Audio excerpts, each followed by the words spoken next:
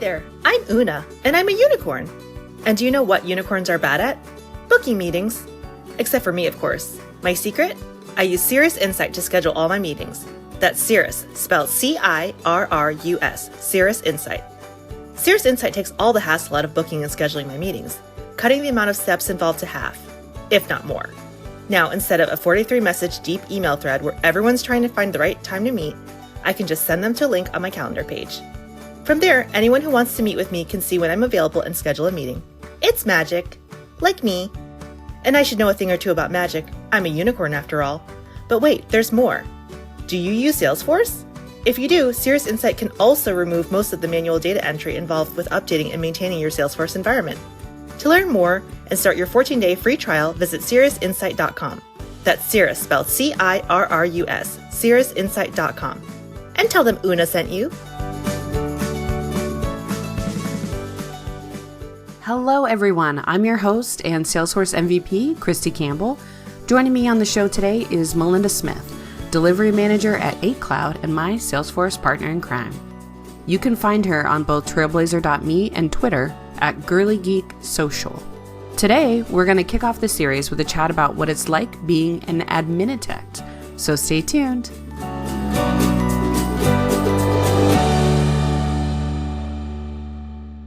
Welcome to Cirrus Insights, our video series. I'm your host, Christy Campbell, and I have with me today the lovely and talented Angela Mahoney, who is the co-founder, executive director, coach lead for RAD Women and Forcelandia. Represent. And welcome. Hey, nice to be here. That's a whole lot of things that you do. We started, you did a great session that I had seen about technical debt. And so I asked you to come and talk to me about it today. Do you want to give me a little background about you and kind of how that became a thing you were interested in to talk about? Sure. Well, I'll start off as a creator of technical debt. I think we all are, as much as we hate to admit it, but I was a platform manager in my youth. It feels like many moons ago. And, sometimes as a project manager, as a platform manager, as an admin, as a developer, as almost anybody working in the system, you're generally squeezed between what your users want and maybe what you have budget for, or what your managers tell you can do, or what the visions of the company are. And you have to make those decisions, right? Of what you can do to meet the deadline. Can you come back and fix it? In many cases, it's not, or it's like, let's just get it into production. We'll take care of it later. Yeah, sure. We all know that, like, is that going to happen? Maybe not, in my experience.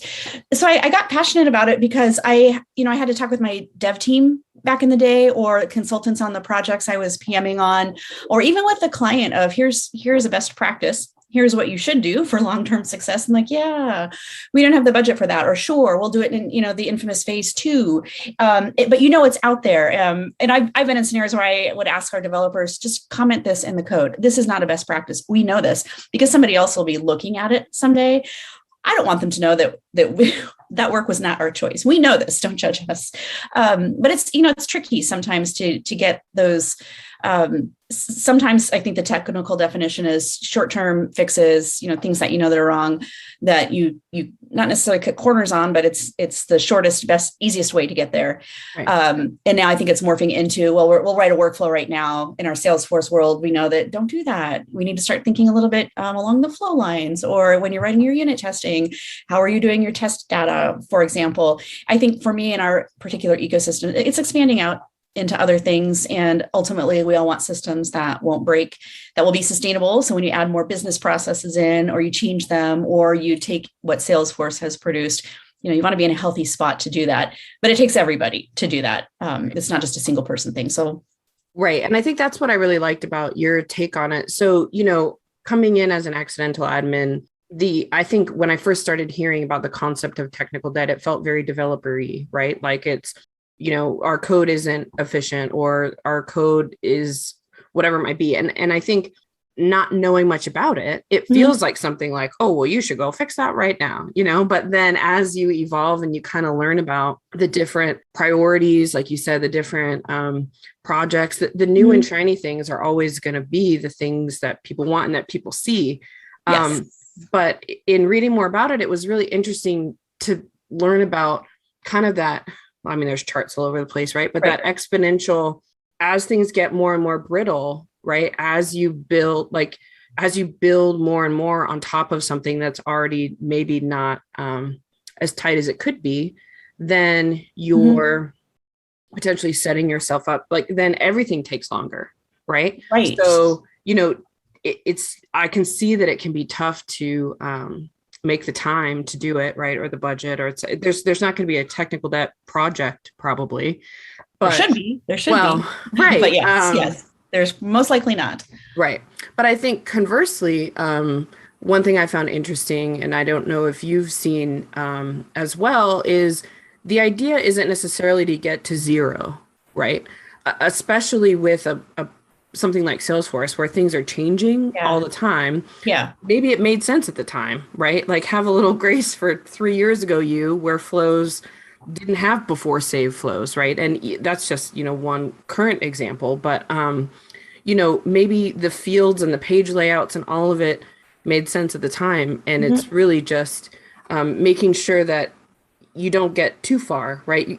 If you have a little bit, and you kind of vacillate in this space, that then once you hit a threshold that you can kind of jump back down and reprioritize and finding that sweet spot. So yeah, because it's almost like in my, this is going to be my very unprofessionally sounding opinion. It's like dust in a corner. I have plenty of experience with that in my house, but if you don't handle it every now and then, it just kind of all keeps collecting there. So, periodically you do need to go vacuum it out, and just, be aware of it, like, know what your limits are, so that when you start reaching those, you can either do a technical debt project, or I prefer in sprints or as part of your larger projects, you know what some of your big key pieces are, so that you can tackle those. We're going to do awesome feature 1, or we're going to do sexy feature 2, and we're going to do this, like, purchased feature 3. And then number 4 is, right, we have this, piece of technical debt that we need to tackle, so that you're constantly working on it. Right. And I think a good example for admins, like you mentioned right now, especially, is we know that process builder and workflow rules are getting sunset. So if I'm creating something today, I know that flow should be the way, right? But it's not my comfort zone yet. So I know there's a part of me that wants to build it in the way I know how. Then that future you, right, is, I think it's okay for certain scenarios, right? Yes. But you do have to build in and fight for that time to go back and tighten things up and resolve and look for ways and places you can make things reusable. Yes. Yeah. Because there's the philosophy, especially the higher you go in management, in many cases, that's somewhat equivalent to the less hands-on you are, the less aware you are, the more, hey, if it's not broken, don't fix it. Or sorry, if it's not broken, you don't have to fix it. I guess that's it. Yeah. Like, don't touch it. Which, sure, that makes sense. However, what you build yourself into, or you back yourself into a corner where suddenly it's going to snap, it's going to break. Your reports might run really slow. You're going to time out on, executing whatever you happen to be doing. And then you're doing a hot fix. You've potentially got users locked out of the system because you didn't make time for it before. And, in the back of your mind, I think most people know it. And in many cases, it's technical debt that needs to be dealt with, instead of like, well, shoot, let's toss out the system and start a new one because clearly the system doesn't work. Well, let's, dive a little deeper into that. I was reading something that was talking about you're less likely to just set your cup in the sink in a clean kitchen. Like once things have started to accumulate, right? Once you've kind of started doing things a certain way, it's easier to just add to the top of the pile, right? Even though that creates problems for you in the future. I think it feels like kind of an ingrained habit that we have to make efforts to work against. Yes. Yeah, it's a discipline, I think. I'm a big fan of whether you use, Jira or something homegrown or Excel, whatever works for your company, but, make notes of these things, treat them as tickets. So when you recognize, for example, with the big one with Flow coming out, well, we need to go in and identify our workflows. Which ones are we using? Which ones are we not? And then create a ticket, create a placeholder for those pieces so that you can start quantifying it. And that it also helps with your arguments if you're trying to get something signed off from, he or she who controls the purse strings or the timeline. So you can say like, look, we've got all these cool things in our sprint, but we know that we've got these many things waiting and we've got to estimate 30 hours. Who knows what it is, but people like numbers. It helps them make decisions. So being able to quantify what you've got, even though, you might think this will never get done. Maybe it won't. We all know that, but being able to just say, we've got 14 tickets or we've got 186 or whatever it happens to be. It's good to have those numbers there when you're making those arguments to get time dedicated to dealing with technical debt. That's a really great point. Do you have any recommendations around like, okay, so if we've bought in this nebulous concept that there's page layouts, there's fields that I don't use anymore, there's too many profiles that are confusing, there's of course code, right? There's automations or rules that are referring to things that don't exist anymore, right? We know there's those kind of dead ends. How do you start to tackle that? I like to write it down first. And sometimes, it might make me cry. So I still do work in volunteer orgs because I don't want to lose my technical skills. And when we talk about those things, the wouldn't it be nice ifs, to me, that it's not necessarily technical debt, but it's something you want to put there because they might ask for it someday, so it can influence a decision. But when I know, sometimes maybe I haven't done it, but let's say hypothetically, you've done some filters on, a year. This is something that might seem easy. However, it is going to break when the new year starts. So little things like that, like, sure, I'll go back in and fix it. I'm the admin. Why wouldn't I? Well, because I forgot probably. So I'll take, I'll make tickets until it breaks. Right. Yes, exactly. Why did it break? Well, we knew that when we did it before. We knew this was going to happen, but you get busy and you forget, which is another reason why I'm a huge proponent of, writing it down when I think about it. It might be low priority. It might be a low level of impact, but it still exists because those little teeny things add up. Probably we've all dealt with that. They add up. Or, making notes, for example, years and years and years ago, we developed a process in our business line that had a relatively small, in the grand scheme of things, quantity of transactions that we were having to deal with, which was fine. Our system worked. When another business line came in and they spun up another team, they were very high volume of transactions, just line of business energy efficiency. And when they, so we had a process that worked, just low volume transactions. When they spun up the high volume transaction model, it broke everything. We didn't know because they had a different team. And, when you get into DevOps, which has come a long way since then, passing things by so you can take a look at those and, testing that kind of stuff thoroughly is a good thing. Slowing things down at the beginning is a good thing, right, so that you don't have it and take your system down, in the first week when everything's supposed to be great. I mean, hypothetically, of course, we've never done that. Yeah, that never would have happened, obviously. I think it's an interesting piece too. I think growth is a lot of what causes these things to break. And so, like you said, even when you're not at a large organization, right, or you don't have a large org, thinking about those possibilities, again, can be tough to prioritize in your mind. For me, I think my current struggle, I'm an admin team of me. Obviously, I work at a partner company, right? So I've got Salesforce knowledgeable resources, but I don't have a DevOps formal structure, right? I mean, obviously I would never do anything directly in production, of course, but I don't have a sprint schedule, right? And so could it be helpful, right, for me to put something in place for myself to, what I've been thinking about is object by object, as kind of a way to make it a little more bite-sized, right? And think about the key objects, but also balancing, right, the new shiny things like, actually rolling out lightning pages instead of kind of just turning lightning on. Those new shiny things, even as I'm thinking about it, already start to build up as opposed to just looking at the rules and the fields and all of those things. But that's a good point. If you're like me, you get all these paper scraps on your desk. I still do that sometimes if, I'll write it down to deal with later.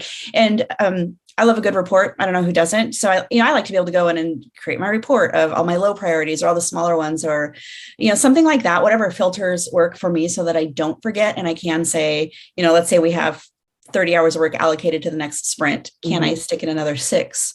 With a different resource or myself, it just really depends on what your environment is. But then you can also, tick it off and as you hopefully introduce this concept, if it's not introduced, you can also say like, hey, and we rolled out sexy new feature A, but we also cleaned up this that you didn't know here's the benefit of it, for example. Right. So when the new thing rolls out, we're already ready for it. We're good. We won't be scrambling at the last minute. What's in it for you? Mm-hmm. Right. Because you have to sell it, right? Sometimes you have to sell it to the decision makers.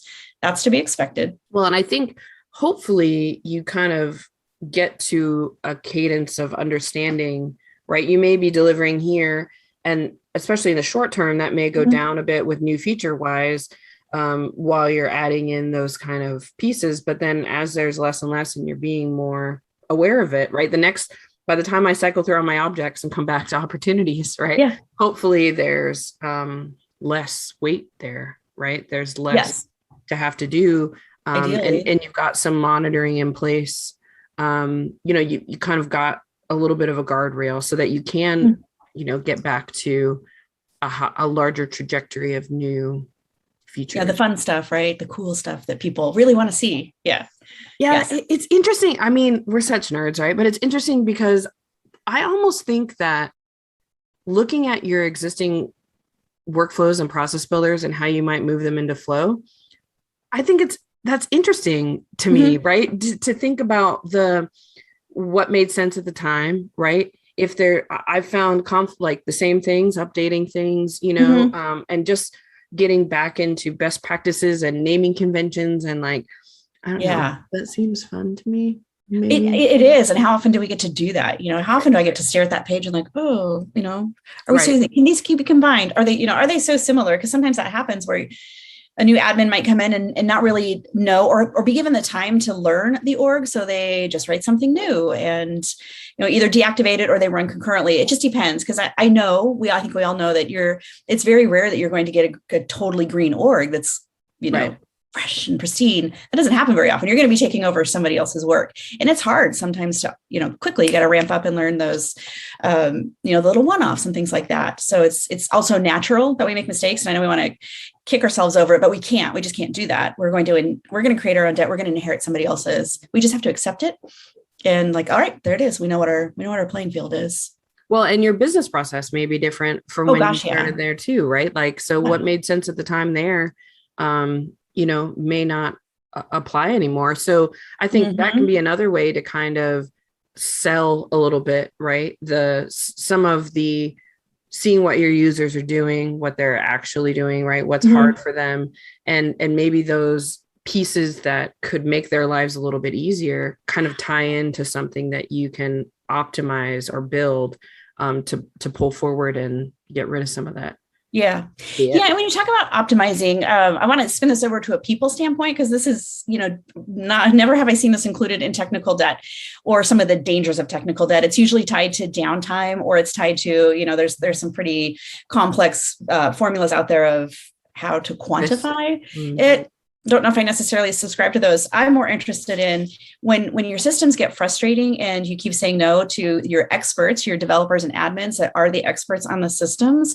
At some point, you run the risk of forcing them to leave because they know what's best and you don't listen to them. And I think we all know that it's difficult to hire great people right now. So you also have to think, you have to listen to your experts on your system. And if they are highly recommending something, do that to make them happier at work, which sounds, I think, cheesy and that's hard to quantify, but it's really important that you've got happy software development teams. Well, and people, that care about the end user experience and it's not just about your system going down and what financially that could cause you for your customers, for your users, et cetera, but just the general health of your org and the users that use it and having sense of purpose around that. Right. Yes. So that they don't have to, configure around or develop around, some of the scenarios that, you have to take care of. Don't force them to do that is my take.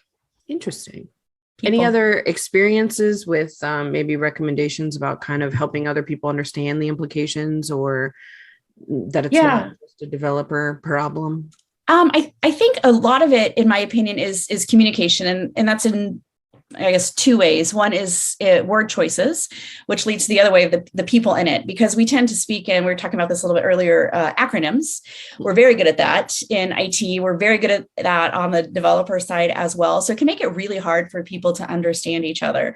And, we have to be able to do that. In my experience, a lot of people lack confidence, for example, when they're talking with dev teams, because they're, sometimes we tend to put developers on a pedestal. They're solving the same problems we are. They just use a different tool for it. But developers will speak in a different language sometimes than admins. So it can be hard to have the confidence to go say, this is wrong, it's not working. I'm going to make this change. It could be a pickless change. I recently irritated a developer on my team. I didn't think this through by making a field mandatory in production, because the users asked for it. I'm like, it's just making it mandatory, not thinking down that, the test data that we had in there didn't have that field. So I'm like, blah, blah, blah, let's get this all done. I tossed it over the fence. This is how we work on this team. And it kept failing, when he was running the test, because he's like, there's no data there. And that's something that's so easy, but it just lacked communication because I had assessed it to be like, it's fine. It's just an easy change, and it's not going to do anything. That is a win for the user, right? Maybe that. Yeah. I'm just here to please. So because I lacked the communication, that's just a total newbie error, because I incorrectly said, oh no, this is going to be easy. And the way that we had written the testing for that particular scenario is it's, just individual and run it like that way. And it broke. And then there was, some anger, some hurt feelings about a line to fix it, to do that. So, little tiny things like that you don't think are going to cause problems because you're not communicating, or you're not understanding what the other person is saying and clarifying what's going on. If you don't understand it, it's your job to say, wait, stop, I don't understand it. You don't look stupid. You look like you want to understand what's going on. Right. Well, and I think, and the key to me in that scenario is also taking those examples that are fresh and translating that into some of potentially the work you want to do, right? Is this the point where we need to make a more flexible test factory? Right. Is this the point where that it's something, for example, that at my past role, that the developers built into custom metadata types. So I had a certain amount of power to make changes without needing to recode the things, right? Is there, are there different smaller levers that you can pull to enhance that functionality, which again is going toward just a little bit less brittle, a little bit less involved changes that if you want to make a quote unquote simple change in the future, that is very true. Actually help make it a simple change. Right. Or is it not the tipping point for that yet? Right. Is this something we're going to do once and we're never going to do again? And that certainly is a tough balance, I think, like you said, of getting to quantify those things, whether that's a big ask or it's reusable or it's actually good. The scenario is a one-off. Yeah, that's very true. Because I think there's a certain element of, admins do the admin work, devs do dev work, QA does QA work. And, you kind of open the door when you're done, throw it through the other side, slam the door, move on to the next thing. And then, on the other side of the door, like, pulling their hair out. What is this? What the heck?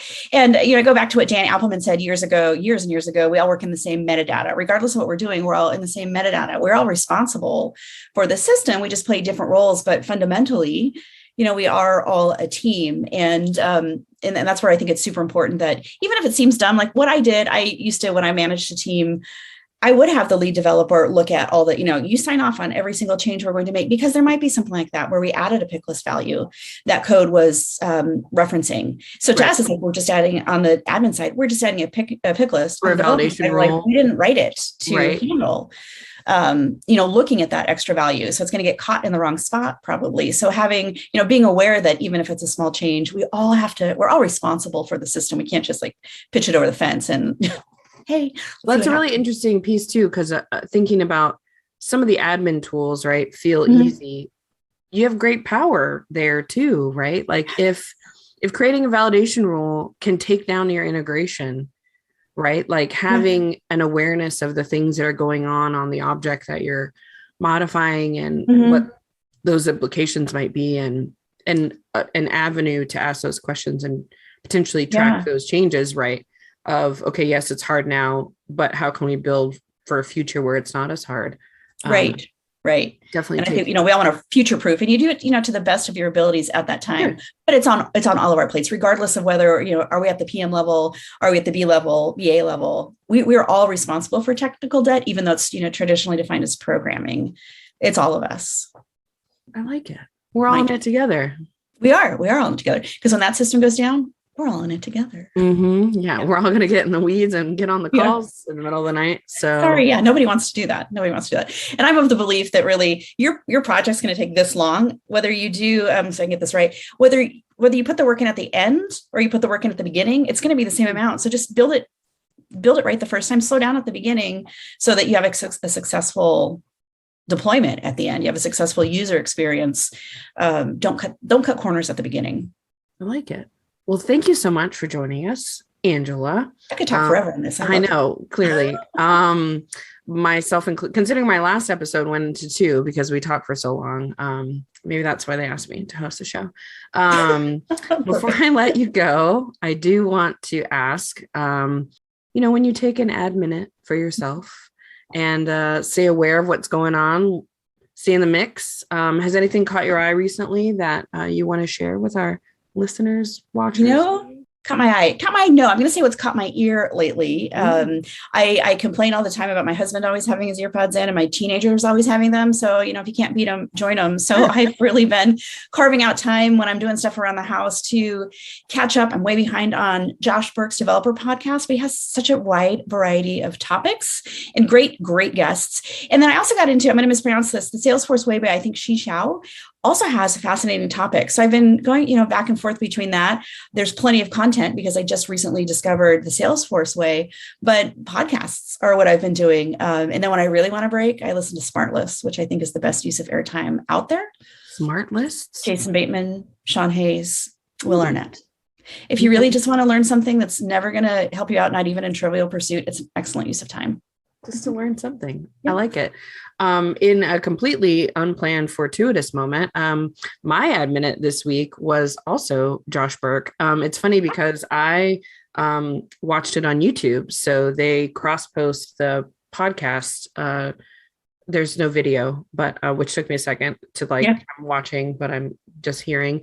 But the Jeffrey, the founder of the Salesforce XD Discord group that I'm a part of, was a guest for Josh on the latest episode from November 8th. And it was great just hearing him talk about architecture and the beginning of a community and kind of how that grew. And so I saw that out there. And can I give a plug? I want to give a plug for our RAD Women podcast. I think we're getting some out there. We haven't had some fresh content in a little bit, but I really love listening to what our coaches say, for example, or just hearing different takes on learning on the platform. It's all interesting. Everybody has their own career or their own career path and their own journey. And I just love taking little tidbits from different people of, their nonlinear and finding the things that stick in your head that you then, quote when you're a guest in a video series months or years later. There you go. There's a post-it on my desk more about that. Mm-hmm. Yeah. Thank you so much for joining us. And I hope everyone has a wonderful day. Yeah. Thank you. Pleasure. Thank you, everyone, for listening to another episode of Serious Insights for Admins. Don't forget to get your 14-day free trial and free yourself from the drudgery of manual data entry. Start now by visiting cirrusinsight.com. That's Cirrus, CIRRUS, insight.com. And I'll see you next time.